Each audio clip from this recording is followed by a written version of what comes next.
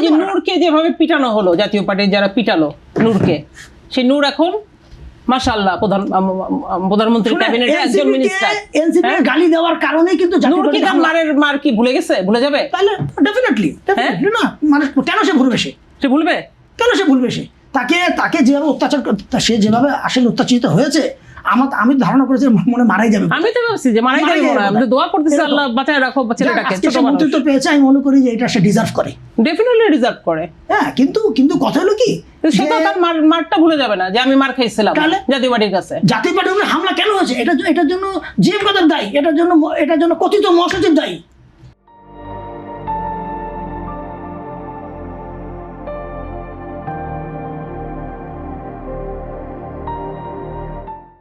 কারণ সে তো এখনো কিন্তু লিগ্যালি সে কিন্তু মহাসচিবের এলাকায় তো তার চেয়ারম্যান এবার যায় নাই, মহাসচিবও ফেল করছে। পাস করছে, কেউ তো পাস করেনি, ফেল, সবাই ফেল করছে। শুনেন, আমি একটা কথা বলি, এই মহাসচিব কথা বললেন যখন, বলি আপনাকে, ওখানকার আমাদের ভালো একটা ক্যান্ডিডেট ছিল ইঞ্জিনিয়ার মোস্তফা মহসিন সর্দার।